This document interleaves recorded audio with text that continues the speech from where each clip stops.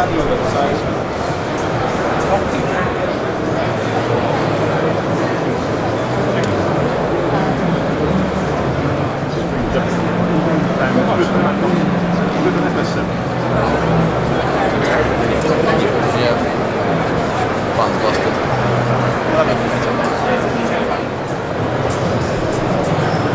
here to talk about autofocus. My name is Bloom and I hated autofocus for most of my career. Anybody here like autofocus for video? You lazy bastard. Anybody else? Love it? What camera do you use? Alright, well that's easy, we'll get on to that. Okay, so my very first video camera was in 1987, which is probably a little bit before you were born. You were born in 95, okay. So yeah, so 1987 was my first Sony video camera, had autofocus. Was it any good? No. Useless. Pointless. Let's go forward to 2000 and, 10 years later, 1997. I had a JVC camcorder and a little digital Sony one as well. Autofocus, was it any good? No. 10 years later, so we're getting on to 2007. All these cameras still have autofocus, and we're talking consumer cameras. We're not talking professional cameras, by the way. Was it any good? No. It's taken literally, I think the first time I used a video camera with good autofocus was in 2013, 2014. Anybody know what camera that was? First video camera with good autofocus. No. Well before that. Video camera. There's a clue. It's not that one. C100. Okay. See, the problem with autofocus, who takes photographs of stills? But they're not including a phone. Doesn't count. All these hands go down. Depressing. Okay. So when you're taking a photograph with a stills camera, even with a crappy autofocus, isn't particularly smooth, you find your focus and then you reframe. You find your focus and you reframe. You can't do that in video. It needs to be your frame, and the autofocus needs to work. Not only does it need to work, it needs to be perfect. Because if you have autofocus which isn't perfect, then it looks awful. So you go to manual focus. So right now, let's go on to our P2 camera here. So this only had manual focus. This is the sort of camera I used for 17 years in my broadcast career. 2/10" sensor, so much smaller, a much deeper depth of field, much more forgiving, but it still needs to get in focus. So if I... How's he doing? Is he getting me? Not bad. Okay, challenging. It'd be much easier if you had autofocus for that sort of camera, for this sort of situation. So the problem with the C100 when it came out is it did autofocus in a small square in the middle of the screen. That was it. So unless you're filming for Wes Anderson, who shoots film anyway, most likely your composition is very rarely always going to be centre frame. Your interviews are almost never going to be centre frame. So it was cool if somebody was walking towards you, but other than that, it was frustrating. It improved with the C100 Mark II, and Canon by far have the best video autofocus. So we have other manufacturers who have autofocus in their cameras, Sony, for example, and Panasonic. In their video cameras, it's all unusable as well, because it uses contrast-based autofocus. So the way contrast-based works is the lens actually moves, the motor moves to the focus moves, and it goes past the point of focus, and it sees, that was where it was in focus, and it moves back. So it always goes past the point, which is, as I say, not perfect, so therefore not really usable. Fine if you just want to get a focus check, but not usable. So the way phase detection works is light is emitted from, or the light is collected onto the sensor, and it knows how to move without even actually having to, it already knows the exact position of the motor, and that's phase detection. The only video cameras that have that are made by Canon. Stills cameras, we have Sony, have phase detection for video, and Nikon with their new Z6 has it as well, and of course Canon. So I'm going to go through situations when you would and wouldn't use it. So right now I do have it turned on my camera here. I am going to turn it off first. So if you switch on to my camera, please. Switch on to the C200, please. There we go. Okay, so we are not on autofocus right now. This is a horrible lens for any sort of manual focusing because it has a focus ring which has a tiny amount of turn, and it's not mechanical, it's electronic only. At least on your lens, it's mechanical. So when we're using a focus, we know that where the point is on that lens at all times, and you get used to it. The more you use a camera lens, you know where that point is. Here, there is no way of knowing without actually seeing what you're doing. Okay, so I find my focus, roughly, and because it's a Super 35 sensor, I need to punch in and check my focus. I'm not going to do that now. Okay, so we've got a relatively deep depth of field anyway at f5. But Kareem, if you want to just rock backwards and forwards for me, let's zoom in a bit. Right, hold still for a moment. Okay, let me find focus and move backwards and forwards for me. Yeah, it's not very good. Obviously, this is not something you'd use for a shot anyway, but just to show you, it is very difficult. If you're doing an interview, your normal movement would be of somebody, they could just move a little back and forwards. And if 5.6, I'd be generally okay-ish, but one of the joys of these cameras is to be able to shoot at a wide aperture. And since I started getting autofocus, I am able to shoot interviews at 1.4, 1.8, and 2, and it's really nice. So I'm going to go on to autofocus. Let's just do a little check on that. So let's just pretty much move backwards and forwards for me.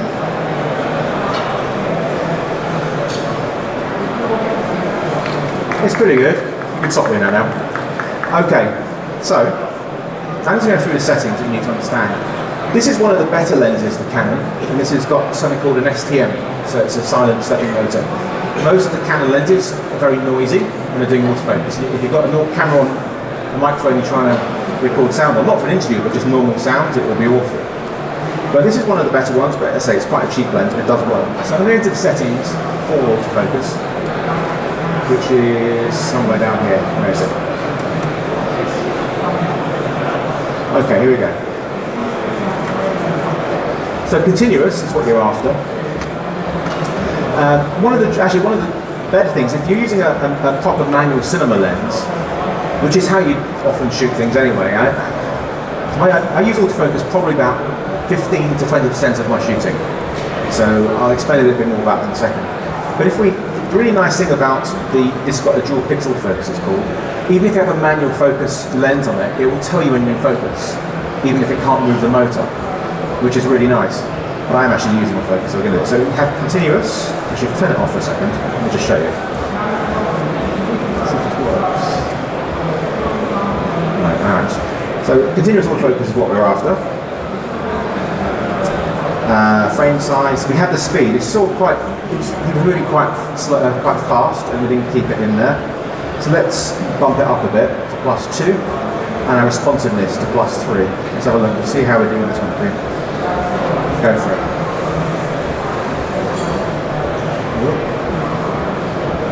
I mean, it more or less keeps him in. It does keep him in. You wouldn't normally have your thing set this fast because you end up with something like pulsing, so it's not quite sure, and it often does that. So let's put this back to standard as it's 0. Okay, so we currently also have 2 people here. Hi. So you can see right now we have 2 boxes because we're set to face detection. How does it know which face to go onto? Kareem, just move your head, rotate your head to the left.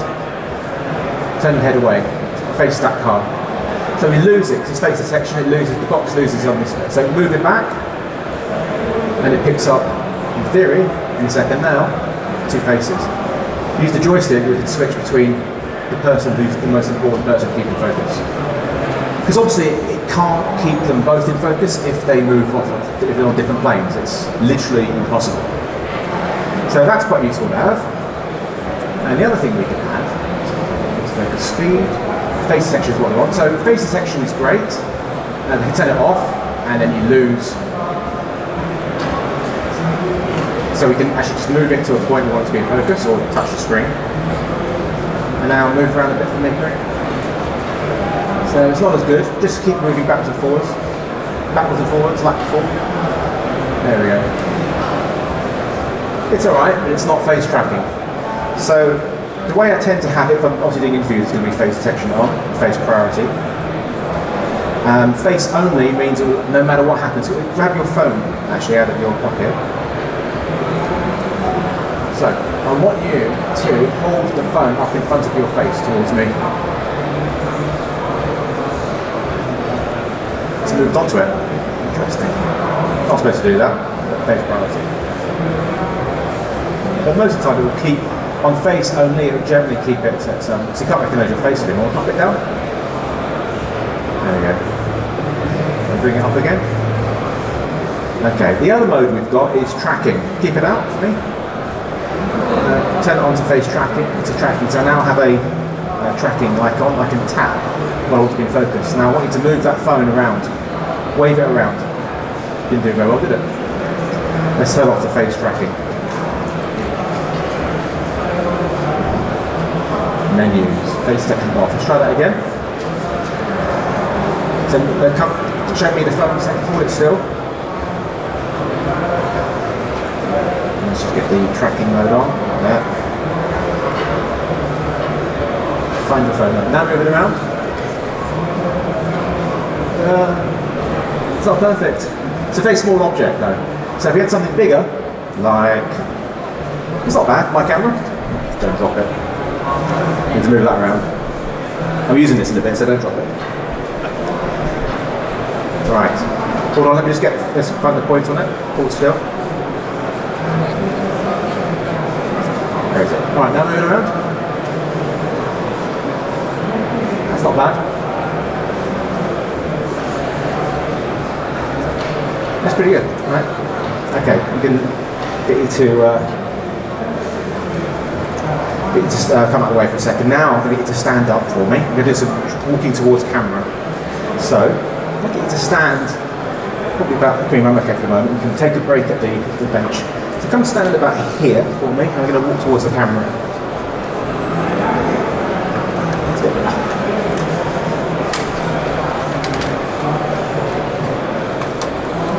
Come on. They've got the heaviest tripod in the world for this. Okay.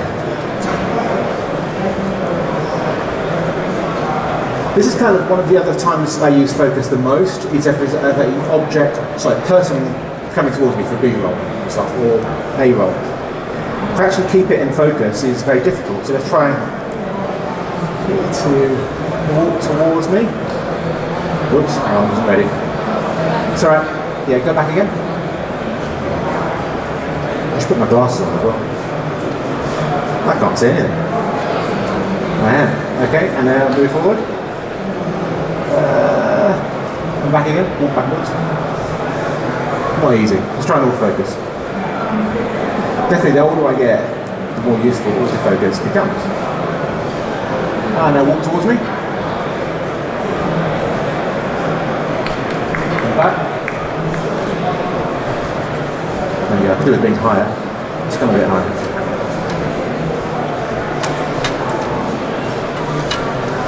That's right. Thank you.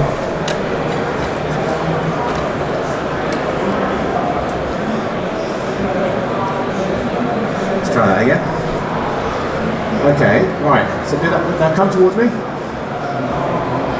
Come out of frame. That is ugly, right? That's the problem. Solution is you tell autofocus off when you get to the point of focus. So let's do that one more time. So with the C200 you need to program shortcuts for two key things. One is tracking and one is focus hold, which I've now programmed on these two. So tracking is this button here, so it's initialize tracking. Let's get you in focus, there we go. And number 3, focus hold. See it goes grey? Okay, let's try it. So come towards camera. Come out frame. Almost, one more time. Bit slower for me. Let's just test this out.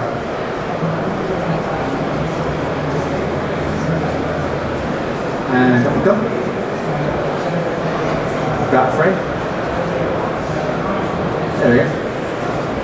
So that is really important, to have that shortcut button to hold it, otherwise it will always default onto the background, which, you know, most times if you're using a shot like that, you'll want to hold.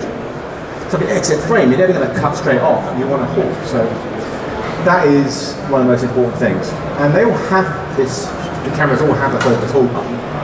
Worst case scenario, if you can't figure out where it is in the menu, you can always do one more time. So that's it. Go back to the start position.